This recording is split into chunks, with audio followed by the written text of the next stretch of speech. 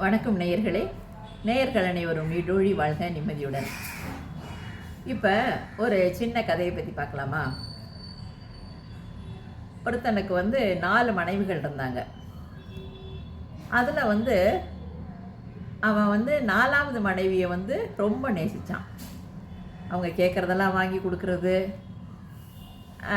அவங்கள எப்போவுமே சந்தோஷமாக வச்சுக்கணும்னு நினைக்கிறது, இந்த மாதிரி 4வது மனைவிக்கிட்ட ரொம்ப பிரியமாக இருந்தான்.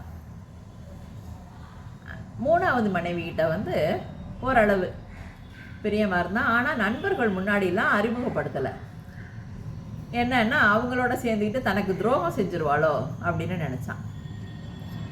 அப்புறம் 2வது மனைவி, அவள் கொஞ்சம் அறிவானவ. அதனால ஏதாவது பிரச்சனை வர்றப்ப மட்டும் அவள்கிட்ட போய் தன்னோட பிரச்சனையை சொல்லுவான். அவளும் ஏதாவது ஒரு தீர்வு சொல்லுவாள், சரியாக போகும். முதல் மனைவியை கண்டுக்கிறதே இல்லை என்ன. ஆனால் அந்த மனைவி தான் இவர்கிட்ட ரொம்ப பாசமாக இருப்பாங்க.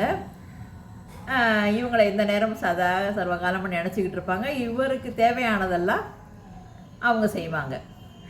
ஆனால் இவன் முதல் மனைவியை கண்டுக்காமே இருந்தாங்க.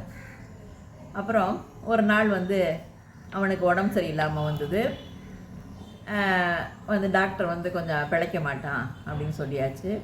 அப்போ அவன் என்ன நினச்சான்னா, தன்னோட இறுதி காலத்தில் நம்ம இறந்த பிறகு யாராவது இந்த மனைவியாவது நம்ம கூட வருவாங்களா அப்படின்னு நினச்சி ஒரு மனைவிகிட்டையா தன்னோட சேர்ந்து நீங்களும் இறந்து போக தயாரா அப்படின்னு கேட்டான். முதல்ல 4வது மனைவியை. ஏன்னா 4வது மனைவி மேலே தானே ரொம்ப பிரியமாக இருந்தார். கேட்ட உடனே, அடடா, நான்லாம் இறந்து போக தயாராகவே இல்லை, என்ன உங்களுக்கு விதி முடிஞ்சிருச்சு, நீங்கள் போகிறீங்க என்ன, அதனால் நான் தயாராக இல்லை அப்படின்ட்டாங்க. உடனே 3வது மனைவிக்கிட்ட போய் கேட்ட உடனே, நீயோ இறந்து போகிற, நான் வேறு யாரோட்டையாவது சந்தோஷமாக வாழ்ந்துட்டு போகிறேனே, என்னையே கூப்பிட்ற அப்படின்னு கேட்டாங்க. அடுத்து 2வது மனைவிக்கிட்ட போய் கேட்டப்ப, அதெல்லாம் நான் கல்லறை வரைக்கும் வேணால் நான் கூட வருவேனே தவிர என்னாலெல்லாம் அவன் கூட வர முடியாது அப்படின்னு சொல்லிட்டாங்க.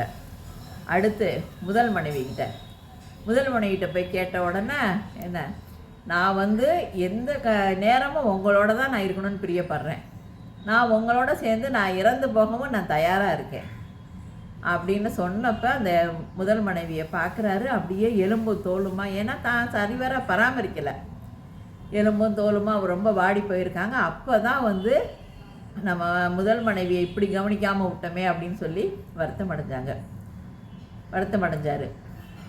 இதில் என்னன்னா, இந்த கதை எதை உணர்த்துது அப்படின்னா, நம்ம எல்லாருக்குமே இந்த 4 மனைவியர் உண்டு.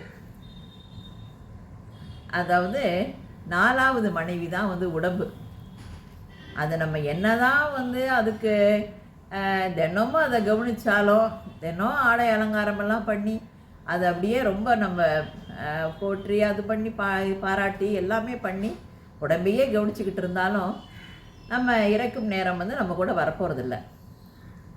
அடுத்து 3வது மனைவி, அது சொத்து சுகம். நம்ம என்ன தான் சேர்த்து வைக்கலாமே, வீடு வாசல் எல்லாமே சேர்த்து வச்சாலும் அது ஒரு நாள் நம்ம இறந்த பிறகு வேற ஒருவர்கிட்ட போகுது.